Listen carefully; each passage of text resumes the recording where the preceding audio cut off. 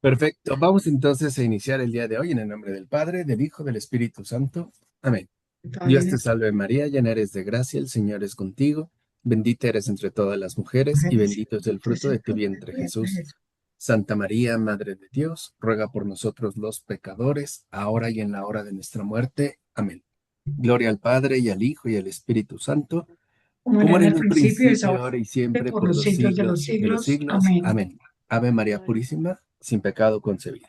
En nombre del Padre, del Hijo, del Espíritu Del Padre, y Santo. del Hijo, y del Amén. Espíritu Santo. Bueno, Amén. ya para terminar con este ciclo dedicado a los padres de la Iglesia, evidentemente no a todos, pero sí a una buena parte, ¿no?, de la patrística, vamos a acabar con San León Magno. De San León Magno se conservan algunos sermones que dictó en el año litúrgico, pero sobre todo, digamos que suele ser más conocido por sus llamadas cartas cristológicas, ¿no? Ahorita vamos a ir entendiendo por qué.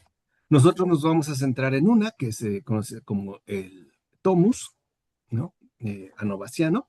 Veremos ya por qué, pero como lo hemos hecho con este último padre de la iglesia que abordaremos, primero daremos como una introducción general a su vida, a su persona, también su figura, la labor que realiza y lo vamos a tratar de ubicar. Lo primero que debemos de reconocer es que León, ¿no?, o León primero, ha merecido o fue el primero en pasar a la historia con el apelativo de Magno. Antes de León, a nadie se le había adjudicado o se le había dado este apelativo de Magno, es decir, grande, ¿no? Una figura realmente grande y relevante. Y también algo fundamental es que en las cartas, ¿no?, que se conservan de este papa, se pueden ver reflejados los problemas y las controversias con las que tuvo que enfrentarse la sede de Roma en el siglo V. Es decir, estamos ya en el siglo V, ¿no?, en los años, pues, 400. Y también estas cartas son interesantes porque ponen al descubierto los temores y las esperanzas que anidaban en el corazón mismo de este obispo de Roma, es decir, del Papa León, ¿no?, del Papa León Magno. También se conservan algunas cartas suyas. Y lo que es importante es ver que en el caso de León, ¿no?, León Magno o el Papa León, vemos cómo desde sus cartas también narrará, ¿no?, hará, digamos, narraciones, pero también se dedicará mucho a aconsejar, alentar, consolar. Y también interviene de manera directa para que se lleven a cabo concilios. E incluso, algo muy importante, es que ya a estas alturas, en el siglo V, él interviene de manera directa para resolver controversias dogmáticas y también para ordenar polémicas disciplinares. O sea, es alguien que está, digamos, muy al pendiente no solo de las controversias dogmáticas, o sea, de los problemas teóricos que se están presentando y particularmente en relación a las herejías, sino que también es alguien que está muy interesado en las polémicas disciplinares, o sea, en los aspectos prácticos de la fe, ¿no? Justamente para que no se tenga que eh, desviar, ¿no?, del camino que nos ha sido indicado. Entonces, si uno, por ejemplo, se propone seguir a León, ¿no?, a través de sus cartas, ¿no?, lo primero que también podemos darnos cuenta es, podemos ver cómo el Papa León resolvía los problemas y sobre todo qué principios aplicaba. Hola Lupita, bienvenida, buenas noches. Hola, buenas noches, Marco. Buenas Qué noches a gusto todos. verte por aquí, ¿eh? Gracias, igualmente. Entonces vemos cómo él tiene, digamos, un cierto esquema, ¿no? No le va a tocar un periodo sencillo, pero también iremos viendo cómo es que busca resolver los problemas y sobre todo cuáles son los principios de resolución que él mismo aplica. Lo que también es un hecho es que los destinatarios de sus diversas cartas, ¿no?, son muy diversos, ¿no? Por ejemplo, dirigió cartas a obispos, a emperadores, a santos, a herejes, a monjes, a laicos, ¿no? Y también los temas son tan variados, ¿no? Que tienen, digamos, una riqueza de contenido, pues para nada despreciable.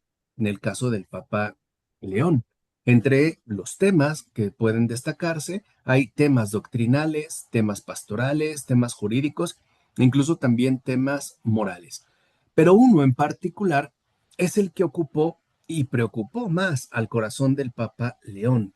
No les digo el primero, ¿no?, en recibir este apelativo de Magno, y es predicar y proclamar a Jesucristo, una única persona con dos naturalezas, humana y Ok. divina, ¿no? A estas alturas, hola Selena, bienvenida. ¿Cómo que no quiere? Sí, sí quiere. Acá, bienvenida. Perdón. Bien, entonces les decía, o sea, esa es su preocupación, porque el centro fundamental de toda la obra del Papa León es el exponer de una manera contundente, de una manera profunda, de una manera detallada, lo que ya podríamos llamar el realismo de la encarnación. Cosa que ciertamente no es algo sencillo, porque involucraba hacer precisión de términos, evitar confusiones, combatir herejías y definir, digamos, en este caso, lo esencial.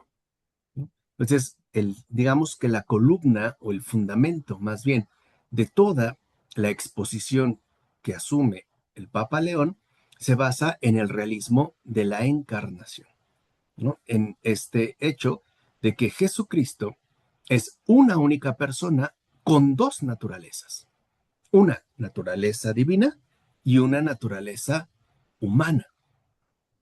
Uh-huh. Hoy, repito, para nosotros puede ser algo quizá demasiado escuchado, pero quizá también poco, ¿no? Poco profundizado, al menos en estos tiempos. Y no debemos olvidar cómo la Iglesia en los primeros concilios ha ido, ¿no?, como conformando cada vez más lo esencial de su fe en Jesucristo. Por ejemplo, que es verdadero hombre. ¿Por qué por qué esta insistencia? Porque había una herejía bastante difundida que eran los docetas. Los docetas o el docetismo era una herejía que en pocas palabras afirmaba que Dios había asumido una forma humana, pero no era verdadero hombre. No se había pues hecho verdadero hombre, tenía una apariencia humana, porque al querer defender la divinidad, ¿no?, decidían los docetas que el logos o el verbo divino no podía padecer de esa manera. Entonces era simplemente una apariencia humana. ¿Por qué era una herejía y por qué la iglesia la combatió? Porque si solo era una apariencia humana, la pasión y la muerte en la cruz y la resurrección no eran más que una especie de simulaciones. En pocas palabras, se comprometía el hecho mismo de la salvación. Por eso era importante afirmar que era verdadero hombre, o sea, que se había hecho verdadero hombre. También había dicho que era verdadero Dios, ahí en su lucha contra los arrianos, donde los arrianos, ¿no?, también no aceptaban más bien que se tratara nuevamente de un ser humano, sino que tenía como una figura porque querían, ¿no?, mantener como intocada pues a la divinidad. Y también que era una sola persona. A diferencia, por ejemplo, de los monofisitas, como se les conocía, que solo aceptaban y reconocían una sola naturaleza. De tal forma que ya en el siglo V, que es donde aparece el Papa León, se afirma que el Hijo de Dios, ¿no?, una vez hecho hombre, tiene dos naturalezas. La naturaleza divina, eternamente recibida del Padre, y la naturaleza humana, formada en el seno, de la Virgen María. Y esto es algo importante de tener en cuenta. Jesucristo es una sola persona, es una persona. Pero esta persona tiene dos naturalezas. Una naturaleza enteramente divina y por eso es verdadero Dios, y una naturaleza verdaderamente humana y por eso es verdadero hombre. Su naturaleza divina proviene del Padre. ¿Mm? Es una naturaleza eterna. Su naturaleza humana es obra del Espíritu Santo en el seno de la Virgen María. O sea, realmente no asume la naturaleza humana. Y la mayor aportación que ofrece el Papa León Magno, ¿no?, al mundo de hoy es redescubrir de que Jesucristo no es ni una idea, ni un problema histórico, y tampoco un personaje sobresaliente, sino una persona. Y además, una persona viva. Y eso también es algo fundamental, porque a veces hemos hecho de Jesucristo un personaje histórico que puede ser interesante o relevante, o una idea, pero se nos olvida quizá que más allá de todo eso es ante todo una persona y que como persona, ¿no?, es una persona viva, ¿no?, una persona que está involucrada en todos los acontecimientos. Ese es pues el eje, ¿no? Ya hablaremos un poquito más adelante de este realismo de la encarnación. Pero como contexto, ¿no?, lo que sí sabemos es que el Papa León fue elegido a mediados del siglo V. Su pontificado fue del año 440 al año 461. Ese es el periodo de su pontificado, es decir, 21 años. Y que además se suele llamar, ¿no?, el periodo de la Edad de Oro de la patrística, que iría del 325 al 450. ¿Por qué? Porque junto a San León aparecen figuras, ¿no?, de enorme talla. Por ejemplo, los dos Gregorios, Gregorio de Niza o San Gregorio de Niza y San Gregorio Nacianceno. También estarán, digamos, ¿no?, vinculado a San Basilio y San Atanasio. Y entre los padres, esto entre los padres orientales. Y entre los padres occidentales, San Hilario de Poitiers, San Ambrosio de Milán, San Jerónimo y, por supuesto, San Agustín. Cuando hablamos de padres orientales y de padres occidentales, recordemos que esto se debe a la división misma que históricamente, ¿no?, tiene que afrontar el Imperio Romano.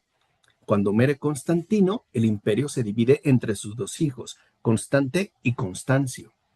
Constante le corresponderá el imperio occidental y a Constancio le concederá el imperio oriental. Hay un tercer hijo que ahí, digamos, no destaca mucho, pero el imperio se divide entre Oriente y Occidente. En el caso de Occidente, va a recibir invasiones bárbaras y no va a destacar mucho. En cambio, el Imperio de Oriente, con su sede en Constantinopla, la actual Estambul, capital de Turquía, ese sí va a florecer, porque no está directamente involucrado en toda esta serie de situaciones vandálicas, ¿no? De guerra, de decadencia, incluso sociopolítica y, por supuesto, moral, ¿no? Y se van a dar también aquí, digamos, dos modos de hacer teología. Una conocida como un modo occidental y una conocida como un modo oriental. Ahorita veremos igual algunas referencias y algunas características. Lo que también es un hecho es que León no cuenta con ninguna biografía antigua que aporte información acerca de su persona, su vida y su tarea de gobierno al frente de la iglesia.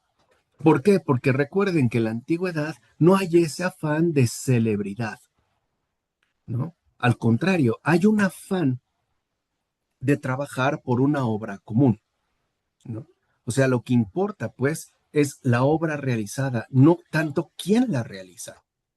Por eso el aspecto biográfico no es tan relevante, pero sí contamos con distintas fuentes que nos permiten obtener datos fundamentales de su respectiva vida, ¿no? Digamos, en general, de su vida y obra.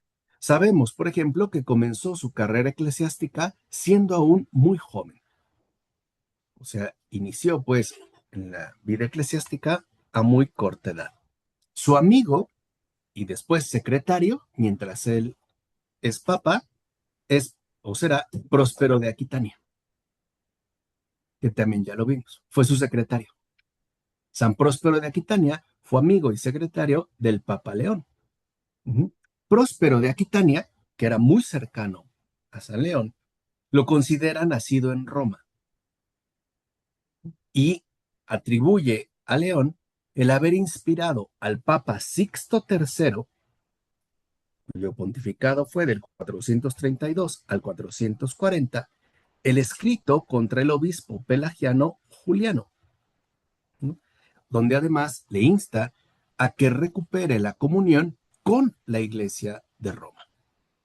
Porque veremos que en estos periodos, básicamente lo que se, o digamos, lo que se puede percibir en el ambiente es un ambiente de división, es un ambiente de separación, incluso de rivalidad entre Oriente y Occidente.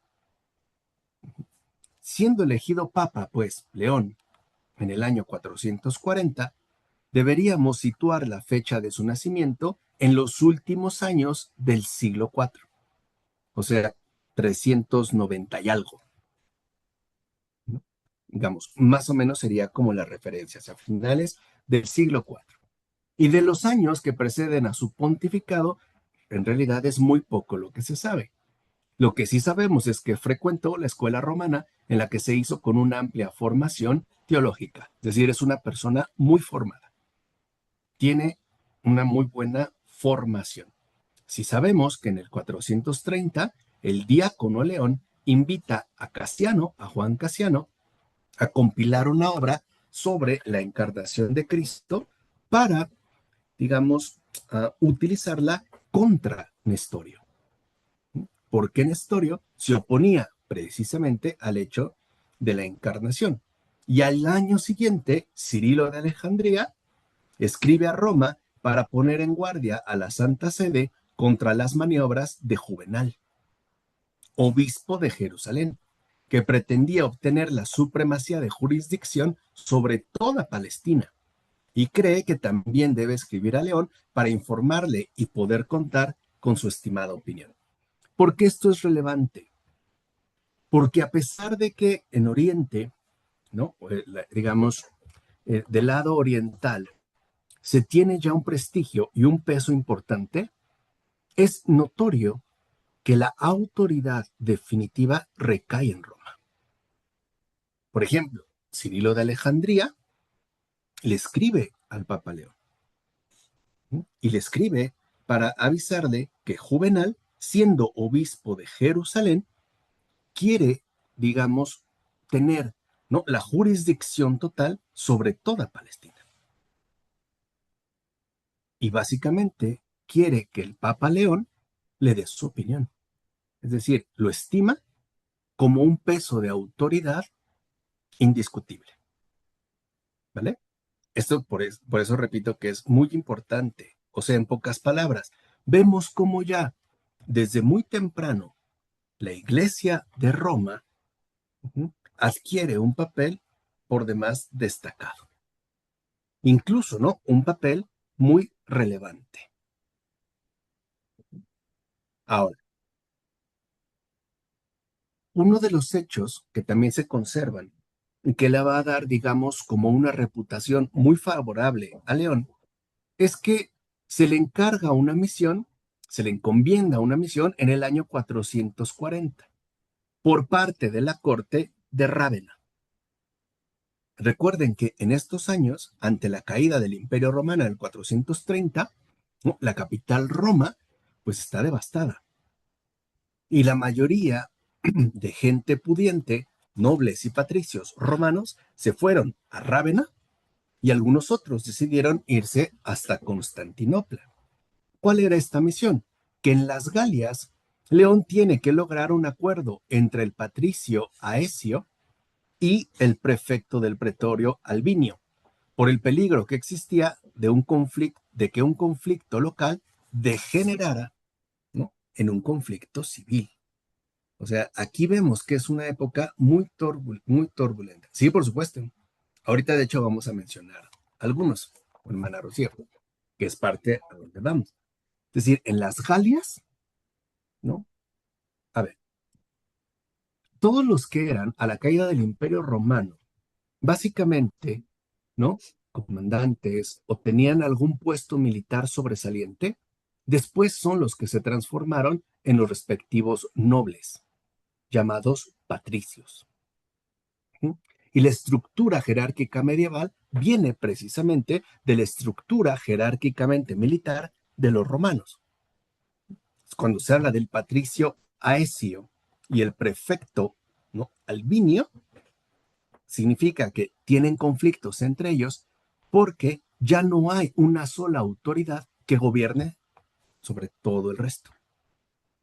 Es decir, a pesar de que hay una figura imperial, no tiene ya la capacidad de autoridad sobre ellos. Y cada uno, digamos, de los que habían adquirido un título militar sobresaliente, buscará convertirse finalmente en gobernante. Y esto va a generar rivalidades. El problema es que al final, ¿no?, estas rivalidades solían traer consigo guerra civil. Es decir, solía haber al final, ¿no?, una serie de conflictos que eran socialmente muy devastadores.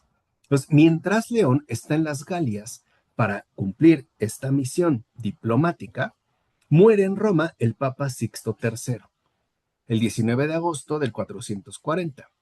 Y la Iglesia de Roma acuerda elegir como sucesor del Papa Sixto III al diácono León. Lo eligen. Entonces, el pueblo romano esperó durante 40 días su regreso de las Galias y el 29 de septiembre del año 440 fue consagrado como obispo de Roma y elegido sumo pontífice de la cristiandad. Este hecho también es muy importante. ¿Por qué? Porque hasta la reforma, hasta el movimiento de reforma, ¿no?, que encabeza Lutero, no se habla de un cristianismo y de un catolicismo. Se habla de una cristiandad que involucra no solo una religión, sino toda una civilización con sus respectivos valores. La cristiandad justo se va a mostrar como una unidad forjada, no sin esfuerzo, para el bien de la humanidad. No, él fue de San Gregorio Magno. El canto gregoriano es de San Gregorio Magno, que es después, en el siglo VII, o sea, después del Papa León. ¿Qué sucede entonces aquí?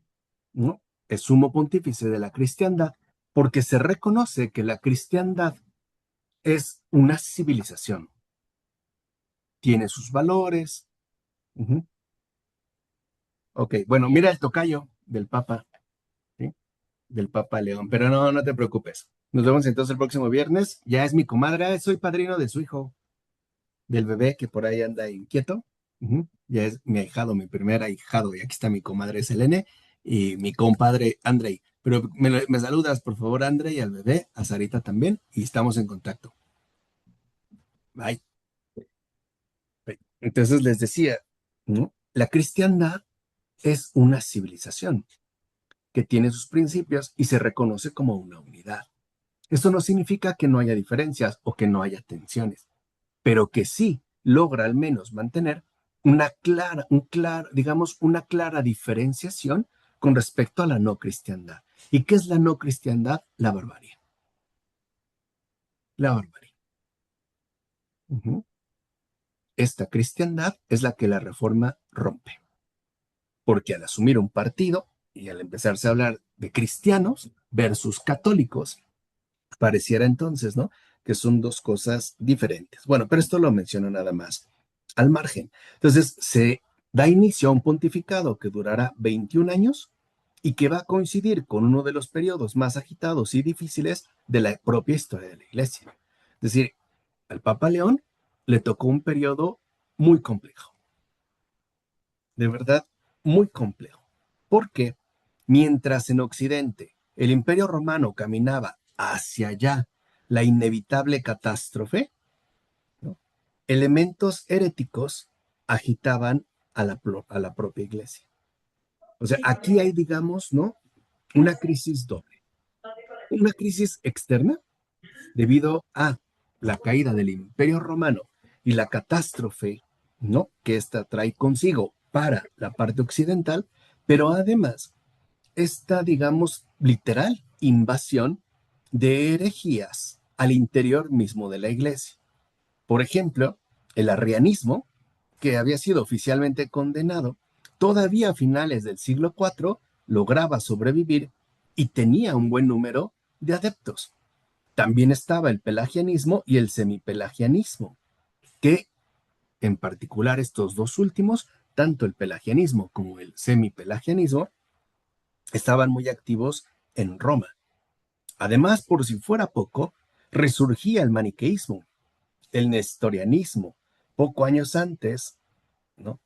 Condenado por el concilio de Éfeso en el año 431. Y este da paso ahora, ya en el pontificado de San León, al llamado monofisismo o eutiquianismo, por Eutiques, que va a ser, digamos, el adversario número uno del Papa León. Y a eso, por si fuera poco, hay que añadirle la presión que los bárbaros están ejerciendo en todas las fronteras del imperio. O sea, es un periodo, al menos para Occidente, y particularmente para Roma, bien complicado, muy hostil, tanto al interior de la iglesia, ¿no? Por toda, digamos, la presión que están ejerciendo las herejías, pero también en el contexto histórico-social, porque los bárbaros, ¿no? Están amenazando de todas partes, están invadiendo, están masacrando, están literalmente, ¿no? Arrasando con todo a su paso. Y lo que destaca bajo este contexto es que el Papa León supo dar una respuesta con solicitud pastoral a todos los problemas que dentro y fuera de la iglesia le tocó vivir,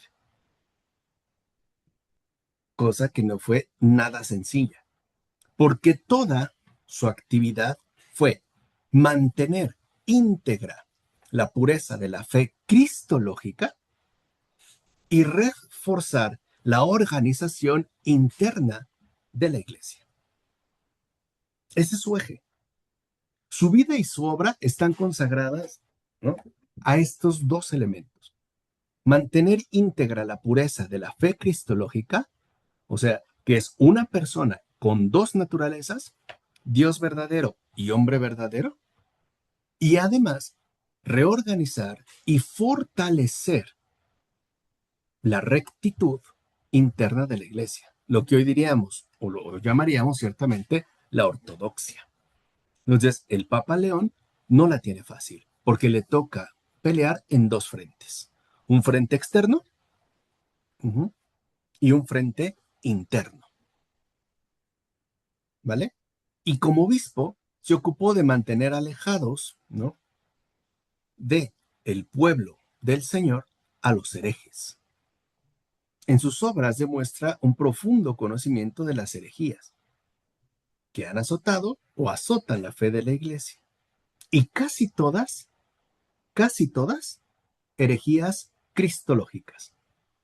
Fíjense, Basílides, Marción, Sabelio, Fotino y Eunomio, Arrio, Macedonio, Apolinar, los patripacianos, Pablo de Samosata, Cerdón, Marción, Valentiniano, Novacianos y Donatistas en África. Muchos. Y que además han juntado cada uno a su manera varios adeptos. Y el Liber Pontificalis, que es, digamos, como el registro, ¿no? de el papado en Roma, le atribuye la fundación del monasterio de San Pedro y San Pablo en las inmediaciones de la Basílica de Petrina, del que aún se tienen noticias de su existencia en el siglo VIII. ¿Por qué es relevante? Porque es el primer monasterio fundado por un papa en Roma y que además fue dedicado como monasterio al culto del oficio divino. Entonces, en su condición de obispo de Roma, una de sus preocupaciones era la cercanía y las relaciones estrechas con los demás obispos, tanto de Occidente como con los obispos de Oriente. Y con ellos va a tratar y abordar diversos aspectos, aspectos disciplinares, canónicos y también de gobierno pastoral. Uh-huh. Por ejemplo, sabemos de las disputas de Roma con el obispo de Aquileia, el monasterio benedictino, ¿sí? Que todavía, digamos, se menciona en el siglo VIII. Sabemos, pues, de las disputas de Roma con el obispo de Aquileia, al que León le reprocha haber acogido a sacerdotes, diáconos y otros clérigos contagiados del pelagianismo. ¿Por qué? No porque los haya recibido, sino porque los ha recibido sin haberles pedido retractación alguna de su error. O sea, vemos a un pastor vigilante, porque para el Papa León no vale, digamos, una especie de reconciliación sin fundamento. Y porque de fondo hay un motivo para que se pueda recibir a un hereje. Lo primero que debe de manifestar es un sincero arrepentimiento. Y el arrepentimiento implica una retractación total del error cometido, que eso se solía hacer de manera pública. Ahora, ¿qué le reprocha al obispo de Aquileia? Una vigilancia adormecida, en primer lugar. Es decir, le habla como un pastor con autoridad. Le reprocha su vigilancia adormecida y además el desprecio que ha mostrado por la autoridad de los cánones y de los decretos romanos.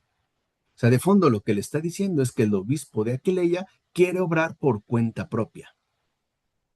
¿Mm? Y entonces quiere salirse de la autoridad de los decretos establecidos. Dime, hermana Rocío.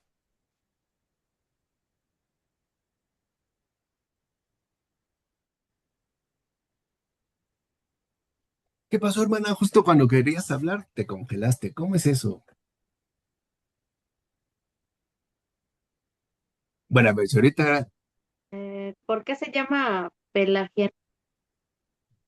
por Pelagio, porque Pelagio, ¿no? Básicamente lo que defendía, lo voy a resumir, que lo vimos la vez pasada, básicamente lo que Pelagio decía es que bastaba nuestro esfuerzo moral de comportamiento para alcanzar la salvación.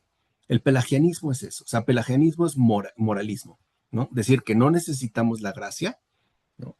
Que la salvación la podemos adquirir por medio de méritos propios, en base a la rectitud moral de vida, la gracia no es relevante, lo cual al final no es lo grave. Lo grave es que rechaza que Jesucristo sea el Salvador. La salvación no nos la da Cristo, se la gana uno mismo por sus respectivos méritos de buen comportamiento, ¿no? Que es un poco lo que se va a retomar, por ejemplo, en el puritanismo y en un cristianismo moralista en el mundo contemporáneo. Decir basta con que me porte bien y se acabó. De hecho, podríamos hablar de un neopelagianismo, en la medida, por ejemplo, en la que incluso muchos católicos dicen, pues yo no llevo una vida sacramental, ¿no? O no sigo, por ejemplo, los cánones o los códigos, o no acepto los preceptos, pero hago buenas obras, trato de mantener una rectitud en mi propia vida, etcétera. Eso sería un neopelagianismo, o sea, le damos peso a lo moral, ¿no? Y atribuimos la salvación a nuestra propia rectitud de vida. Sin embargo, en la carta que años más tarde le dirige a Genaro, obispo de Aquileia, a este sí le felicita por su vigilancia. ¿Se entiende? O sea, es alguien que sabe reconocer, ¿no?, lo pertinente, pero también sabe llamar la atención. En pocas palabras, actúa con la autoridad que le pertenece. Sabe regañar, pero también sabe felicitar. Y le confirma que los sacerdotes y diáconos que retornen a la iglesia contagiados de alguna herejía no deben ser admitidos a la comunión católica sin haber dado sobradas muestras de su respectiva conversión. O sea, si de verdad quieren retornar a la comunión católica, tienen primero que mostrar con toda evidencia su arrepentimiento y, digamos, su conversión a esta rectitud. Y para ello deberán condenar sus errores y a los autores de esos errores. Y fíjense, no pueden ya esperar promoción alguna dentro de la iglesia. O sea, ya no pueden asumir ningún tipo de cargo eclesial. Dice, se habrán de sentir satisfechos con volver a ser readmitidos. O sea que si realmente quieren retornar a la comunidad católica, deben de trabajar lo que les reste de vida en humildad. La simple readmisión les tiene que bastar. Nada de que ya regresen, entonces quieren ocupar un cargo o ejercer un puesto de mando o de gobernanza, nada de eso. Y en caso de conflictos disciplinares, el Papa es al que corresponde dirimirlos, pues en materia de fe y disciplina, a él se le reconoce unánimemente esta jurisdicción. O sea, disciplinares se refiere a los comportamientos, por ejemplo, ¿no?, que se llevan a cabo. ¿Cómo es, pues, que se cumplen o no las reglas establecidas? Así la carta que Pedro Crisólogo, obispo de Rávena, dirige a Eutiques, ¿no?, invita al monje rebelde a que acepte dócilmente lo que ha escrito el bienaventurado Papa de la ciudad de Roma. Porque el bienaventurado Pedro, que vive y preside sobre la misma sede, asegura la verdad de la fe a los que la buscan. Y este obispo de Rávena, Pedro Crisólogo, añade, nosotros, por amor a la paz y a la fe, no podemos dar crédito a otras opiniones sobre la fe, fuera del consentimiento del obispo de la ciudad de Roma. O sea, si vemos, el obispo de Roma, es decir, el Papa, ya aparece como una figura por demás relevante y esencial para dirimir todos los asuntos. No por la figura en turno,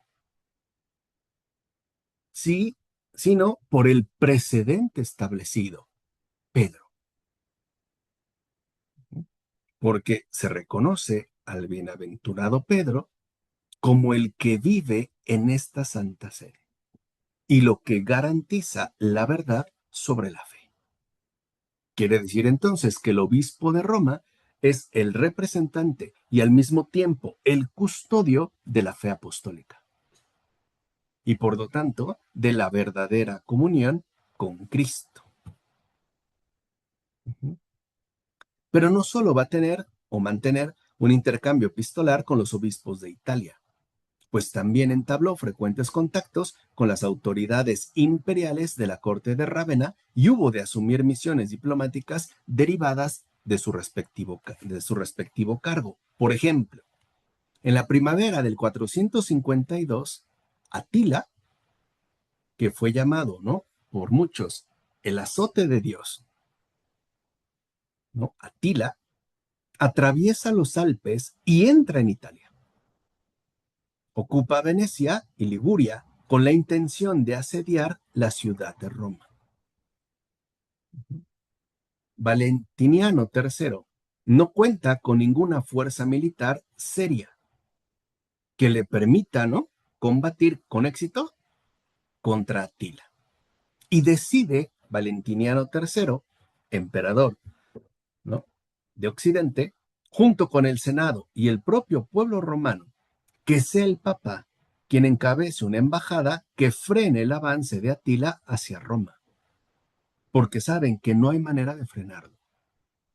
Y el emperador Valentiniano III no tiene ni siquiera un ejército suficiente para hacerle frente. Y literalmente mandan al Papa León, ¿no?, a que, ¿no?, digamos, pueda hablar con Atila y frenar esta inminente devastación. Y el encuentro tuvo lugar en la ciudad de Mantua, en Italia. El Papa, confiando en la ayuda de Dios, sabedor que nunca ha dejado de asistir a la gente de piedad, emprende la negociación. Y su fe no se equivocó. Lo llamativo es que Atila recibió con respeto y dignidad no solo al Papa León, a toda la delegación que le acompañaba, y se admiró tanto de la presencia del sumus sacerdos, como le llamó, que decidió renunciar a la guerra y retirarse tras el Danubio después de haber firmado la paz. Es decir, ahí se obró un milagro. Muchos lo atribuyen más con un, digamos, toque de leyenda. Rafael también pintó algo de este encuentro. Lo que sí es un hecho es que la providencia se manifestó y lo imposible se hizo posible. Sin ningún tipo de combate, Atila firma la paz y se retira. Ya no va a Roma y ahora se va hacia el Danubio. También León fue testigo directo de numerosos acontecimientos históricos que además, ¿no?, tienen lugar de una manera bastante rápida. Por ejemplo, el asesinato en Roma del emperador Máximo, el 31 de mayo del 455. El saqueo de la ciudad por las tropas de los vándalos, el 3 de junio del 455. La pérdida del África romana, mediados del siglo V. La proclamación del emperador Avito y de su posterior deposición, etc. En pocas palabras, en Occidente hay caos. Un caos total. También va a mantener frecuentes contactos con tres grupos episcopales, ¿no?, digamos, muy definidos: los galorromanos, los españoles y los africanos.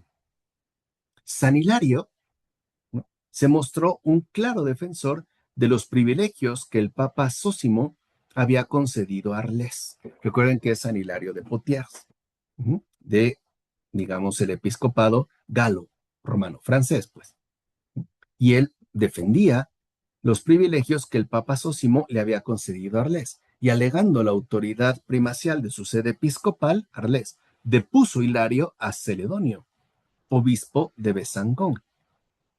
Este obispo apeló a León Magno, e Hilario marchó a Roma a justificar su conducta. Y conste que también es un santo, y es un padre de la iglesia, San Hilario de Poitiers.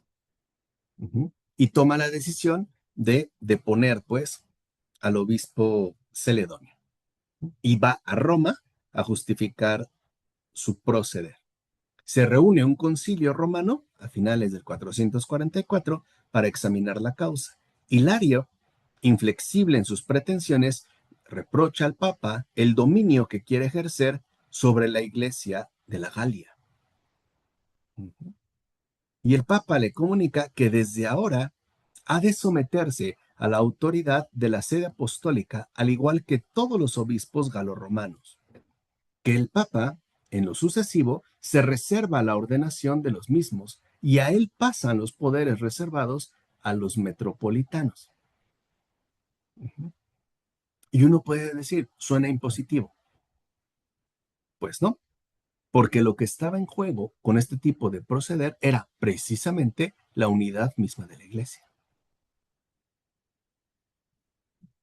el Papa al final quería mantener a cada provincia bajo el gobierno de su metropolitano y conservar en cada concilio provincial su competencia justamente como eso, como provincial. Los obispos de África y sus comunidades cristianas vivían atemorizados por las constantes incursiones de los vándalos, que además venían contagiados por la herejía arriana. León se dirige a todos los obispos de la Mauritania, que era la África romana. La ocupación política favoreció la confusión disciplinar que dio origen a graves transgresiones en la elección y consagración de obispos. Es decir, bajo esta invasión, pues el orden se quebranta e impera, digamos, la arbitrariedad, porque la propia situación, ¿no? Así, digamos, lo permite. Entonces se elegía, por ejemplo, a hombres que habían estado casados 2 veces o que estaban casados con viudas, incluso algunos que no habían seguido los pasos previos, por ejemplo, la ordenación presbiteral de cara a la consagración episcopal. O sea, se estaba haciendo, pues, más bien, hoy diríamos una maniobra política.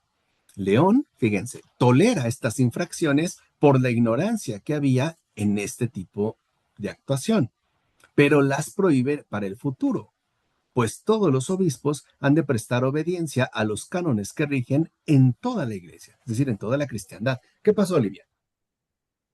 ¿Es cierto que antes sí se podían casar los papas o los sacerdotes? Sí y no. A ver, en el caso, por ejemplo, del sacerdocio, en un principio se aceptaba un sacerdocio, digamos, sin mayor conflicto con el matrimonio, pero se empiezan también a dar cuenta que muchos de estos sacerdotes, por ejemplo, que estaban casados, adquirían preocupaciones por sus respectivas familias y buscaban obtener beneficios, herencias y privilegios, lo cual los desviaba de su respectivo proceder pastoral. Por eso, al menos en Occidente, particularmente en Roma, para evitar, hoy diríamos nosotros, un conflicto de interés o para evitar conflictos de intereses, se solicita que las personas que van a recibir la consagración presbiterial, que van a ser ordenados sacerdotes, no estén casados. De tal manera que sus intereses sean solo los intereses de Cristo y no los intereses que va a adquirir ¿Y una eso hasta persona qué año fue? que tiene una familia. Pues fue ya pronto, o sea, no se tiene establecido así como un canon de manera clara, pero por lo menos a partir del siglo IV ya se reconoce, digamos, como un requisito fundamental, cosa que no se dio en Oriente. En Oriente incluso, en la Iglesia Ortodoxa, por lo regular, si una persona va a ser consagrada sacerdote, tiene que estar casada. Por ejemplo, Pavel Florensky era un sacerdote y tuvo hijos. Pero hay una excepción, a menos de que se solicite ser ordenado sacerdote en celibato. Pero eso se tiene que solicitar. En el caso del Occidente, no. En el caso del Occidente, se solicitaba que precisamente los que fueran a recibir la ordenación sacerdotal no estuvieran casados, justo para evitar este tipo de conflictos de interés. Entonces, bajo estas circunstancias, ¿no? Dime, hermano.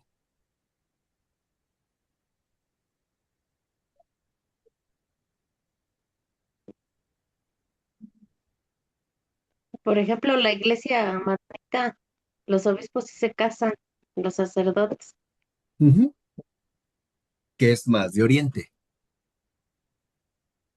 Ahorita lo veremos, por ejemplo, en el caso de, ¿no? De los ritos que hay, o sea, de los ritos cristianos. En Roma no. ¿Por qué? Porque en Roma, recuerden lo que les decía, las figuras, y aquí es algo que también iremos entendiendo, las figuras políticamente destacadas que tienen influencia sobre la gente son personas que adquieren pues, una serie de intereses muy variados y que pueden verse tentados actuar en propio beneficio. O sea, y en propio beneficio no me refiero a su propia persona, sino en beneficio de su propia familia. De tal manera que entonces lo que se busca es que si al menos, ¿no? Por la influencia romana directa, ¿no? Uno se va a consagrar a Dios, es a Dios. Y su vinculación con la familia humana queda, en este caso, de lado. No por obligación, sino por vocación. Porque el sacerdocio, lo mismo que la vida consagrada, no es una elección, es la respuesta a un llamado recibido. O sea, no es como, por ejemplo, en el ámbito secular, cuando uno estudia en la universidad, uno tiene que decidir qué carrera quiere estudiar. El sacerdocio no es así, no es una carrera, aunque muchos lo ven como una carrera, es un llamado. Y eso significa estar por entero al servicio de Cristo. Y también estar por entero al servicio de la iglesia. Entonces, lo que vemos, por ejemplo, en África, ante la invasión que se da de los vándalos, pues es un caos social. Entonces, muchos aprovechan para empezar a colocar figuras socialmente relevantes, particularmente obispos, según sus propios intereses políticos. ¿Qué es lo que va a suceder en el siglo IX con Carlomagno, por ejemplo? ¿Qué hace Carlomagno? Lo digo entre paréntesis para que vean cuáles han sido una de estas situaciones que han sido relativamente frecuentes. Carlomagno, ¿no? Reconoce al obispo de Roma como una autoridad que no puede pasarse por alto. Y literalmente lo que Carlomagno quiere es que el Papa quede sometido a su jurisdicción imperial, o sea, que esté a sus órdenes. El Papa no acepta. ¿Qué hace Carlomagno? Perfecto, con su autoridad imperial empezará a ordenar obispos y cardenales. Se los digo así, digamos, muy fácilmente, ¿no? Por, digamos, como si fueran sus embajadores diplomáticos en provincias que a él le resultan económicamente favorables o políticamente estratégicas. ¿Qué sucede? ¿Qué distinguía a un cardenal a un obispo? Su vestidura. La vestidura, el emperador la puede adquirir cuando llega a un pueblo, lo voy a poner de esta manera, ¿no? Cuando llega, por ejemplo, un cardenal al pueblo, dan por hecho que es un cardenal, o sea, alguien que el Papa ha elegido. La gente no sabe que ha sido, pues, una disposición del propio Carlomagno. ¿Qué empieza a suceder? Que este cardenal, uno, no tuvo el llamado, no tuvo la consagración, era su nieto, era su primo, era su amigo, era un conocido, ¿no? Digamos, parte de su arquitectura política, pues empieza a llevar una vida por demás cuestionable. Empieza a tener hijos por acá, hijos por allá, amantes, lujos, riquezas, ¿no? Y la iglesia empieza a adquirir una mala fama. Pero esto fue debido al Imperio Carolingio en el siglo IX. La gente no se enteraba, por lo menos no tan rápido como hoy lo podríamos hacer. Eso es algo que aquí también empezaba a ocurrir, porque entiendan que la caída del imperio, pues es un caos social total. Uno, nadie sabe quién realmente manda, se están matando entre ellos para, digamos, obtener, ¿no? El puesto de gobernanza. Y saben que al menos a estas alturas, los obispos sí tienen un papel socialmente fundamental, no de manipulación, de acompañamiento. Y por eso los ven como elementos políticamente favorables e incluso también como peligros políticamente indeseables. Por eso también habrá persecuciones o encarcelamientos. Entonces, bajo estas condiciones, el Papa León les dice, ok, obraron por ignorancia, pero en adelante no se puede repetir. Ujú. Hay que seguir, pues, los cánones. Entonces, por ejemplo, el episcopado africano todavía se mostraba muy receloso con respecto a la sede apostólica de Roma, porque para ellos, para el episcopado africano, no había autoridad mayor que la de los concilios africanos. O sea, tendían pues, ¿no?, a basarse en una autoridad, por así decirlo, regional.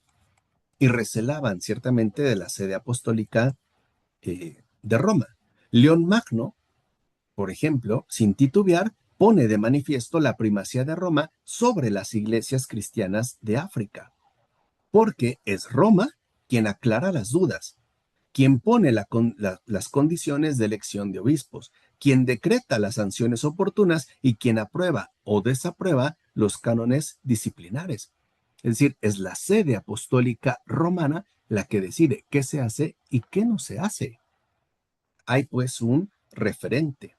Y precisamente el Papa León va a velar por salvar la fe de esas comunidades que viven hostigadas por las acechanzas de los invasores, ¿no? Que además buscaban y aprovechaban estas invasiones para favorecer las herejías. Sembrar confusión, particularmente dos, el arrianismo y el donatismo. Entonces, ahí, digamos, el Papa León tiene, ¿no? Pues un asunto muy complicado. ¿Qué pasa con el Oriente? El Oriente fue quien presentó mayores problemas, tanto dogmáticos como disciplinares, al pontificado del Papa León. De hecho, León Magno va a morir sin haber resuelto los problemas surgidos por las aspiraciones del patriarca de Constantinopla. Como Constantinopla no está en esa situación precaria como lo está Occidente, digamos, cuya referencia inmediata es Roma, empiezan a suponer que Roma se acabó y que ahora Constantinopla es no solo la capital del imperio, sino la capital misma de la cristiandad. Y ahora quieren, ¿no?, que sea el patriarca de Constantinopla el que tenga la jurisdicción total sobre la iglesia en su conjunto. San Cirilo, obispo de Alejandría, que ya vimos, conoció y estimó profundamente al diácono de la iglesia romana, León. Los 4 años que vivió Cirilo, del 440 al 44, siendo ya Papa León, hubo una comunicación estrecha, incluso cordial. Es decir, en Alejandría, o sea, en Egipto. ¿Vale? Antioquía, actualmente en Siria, se mantuvo en comunión con la sede de Roma. No había problema. En Constantinopla, Proclo, el emperador, murió en julio del 446. Su sucesor, Flaviano, mantuvo contactos epistolares con el Papa. De hecho, ¿no?, el propio León alaba el celo del primero, Proclo, y la fe del segundo, porque ambos fueron grandes colaboradores del obispo de Roma en el gobierno de las iglesias. Porque antiguamente lo que se buscaba era que el orden espiritual y el orden terrenal fueran de la mano. No se concebían como entidades separadas y autónomas al estilo moderno. O sea, la iglesia tenía total, digamos, total derecho sobre el ámbito espiritual, que involucraba lo disciplinar y lo dogmático. Y el ámbito secular le correspondía al gobernador. O sea, no solo, digamos, se buscaba una paz externa, que era obra del gobernador, del emperador, perdón, sino también una paz interna en las almas. Y esto le correspondía a la iglesia. Había hechos, por ejemplo, que la iglesia no podía llevar a cabo, como eran las ejecuciones. Podía solicitar al emperador, pero esa resolución dependía de él, no de la iglesia. Podía señalar, vamos, podía denunciar y señalar a un hereje, pero no matarlo. No era parte de sus competencias. Y en el caso de Constantinopla, el imperio de Oriente estaba en manos de Teodosio II, desde el 408. Es decir, el emperador Teodosio II, estuvo un buen tiempo como cabeza del imperio, de Constantinopla, del Imperio de Oriente, que está viviendo un esplendor extraordinario hasta el año 1452, con la caída de Constantinopla. Si nosotros lo vemos, ¿no? En estos periodos, desde básicamente, ¿no? El siglo V al siglo XV, ah, el crecimiento cultural, social, etcétera, está en Constantinopla. Al occidente le va a costar mucho trabajo poder nuevamente levantarse y ponerse en pie. Entonces, lo que vemos es que lo político y lo religioso no eran instancias absolutamente separadas, ni se excluían entre sí, se involucraban, ¿no? Estaban pues vinculadas, cosa que hoy a nosotros nos cuesta trabajo comprender porque hemos asumido la noción moderna de la autonomía entre las respectivas instituciones. Pero anteriormente no era así. Estaban, digamos, muy cercanas y su colaboración era muy estrecha. De tal forma que había pues cercanía, a veces también diferencias o discusiones entre el papa en turno y el emperador en turno. Había aquí pues también a veces, ¿no? Pues rivalidades,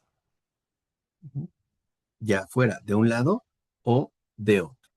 Ahora, el 8 de noviembre del 448, Eutiques, que según se creía seguro de su ortodoxia, fue denunciado por Eusebio de Dorilea en el concilio que convocó Flaviano, en el que se dieron cita todos los obispos presentes en la ciudad.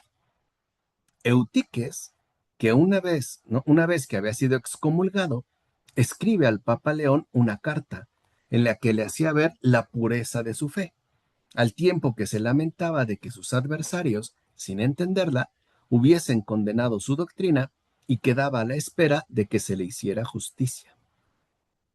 Lo que el Papa ignoraba era que este Eutiques también había apelado a las sedes de Alejandría y Jerusalén, porque lo que quería era ganar adeptos a su favor.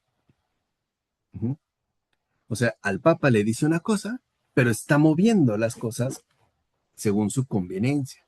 León, ¿no?, percibe que ha de tener en sus manos primero un informe detallado de todos los acontecimientos para poder juzgarlos con objetividad. Y por eso no va a dudar en escribir a Flaviano. Y le va a reprender por su silencio, pues ya hace tiempo que debió haber informado de todo lo sucedido a la sede apostólica. O sea, digamos que le reclama el haberse callado y el no haber actuado con prontitud. Entonces Flaviano pide que por carta se ratifique la excomunión de Eutiques, esperando evitar así la convocatoria de un concilio. Pero el emperador Teodosio II mandó al obispo de Alejandría la orden de comparecer en Éfeso. Es decir, en pocas palabras, lo manda a llamar. El Papa entrega a sus legados una carta para que se lea en esa asamblea. Recuerden que el concilio lo convocó el emperador Teodosio. Y no duda que en Éfeso se confirmará la condena del error de Eutiques, pero este, que tenía una gran influencia política, emprende una campaña por todo el Oriente en favor de sus tesis. Tenía en Dioscoro un amigo y un aliado doctrinal. Y el concilio da comienzo en Éfeso el 8 de agosto del 449. La presidencia recae en Dioscoro, que era obispo de Alejandría, por mandato del emperador. Y aquí podemos ver también, digamos, una maniobra política. ¿Qué le conviene al emperador? Quitarle autoridad y poder al obispo de Roma y tener un obispo que sea mucho más cercano a él. Entonces, Dioscoro, obispo de Alejandría, hace que se aclame la fórmula: si alguien dice de dos naturalezas, sea anatema, refiriéndose a Cristo. Y por orden del emperador, se obliga a retractarse a todos los obispos presentes que en su día firmaron la condena de Eutiques. Y este Eutiques es absuelto. Dioscoro, pues, propone condenar y deponer a Flaviano. Y además a Eusebio de Dorilea, que son quienes lo denunciaron. Los obispos votaron conforme a la propuesta de Dioscoro y se les declaró a Flaviano y a Eusebio excluidos del sacerdocio y de la dignidad episcopal.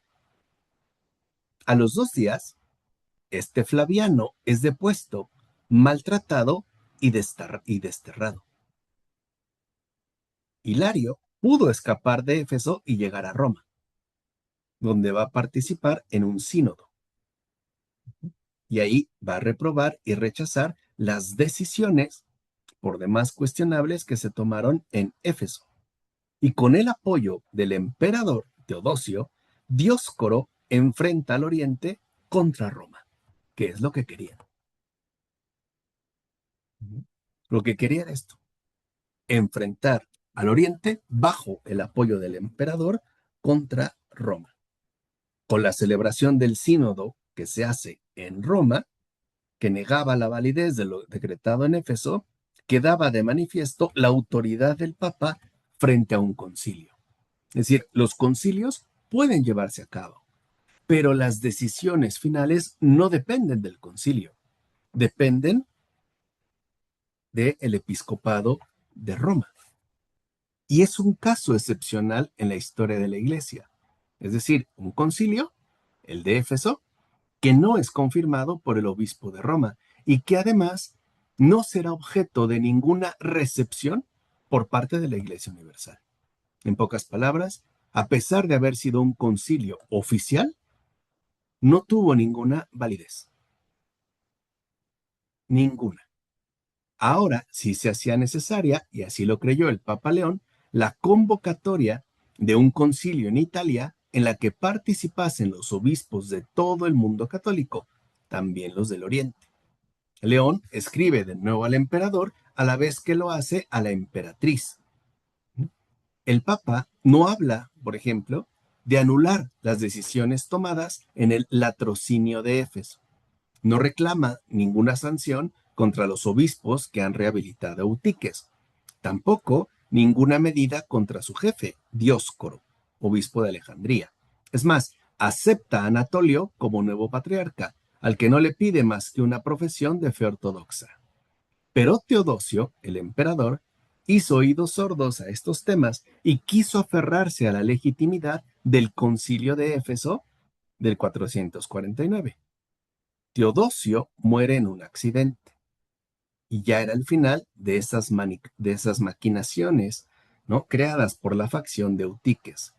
Posteriormente, la emperatriz Pulqueria dio un nuevo emperador al imperio, al casarse con Marciano, quien de inmediato comunicó su elección a León Magno, en la que le mostraba su profundo deseo de que con un concilio se devolviese la paz a la Iglesia.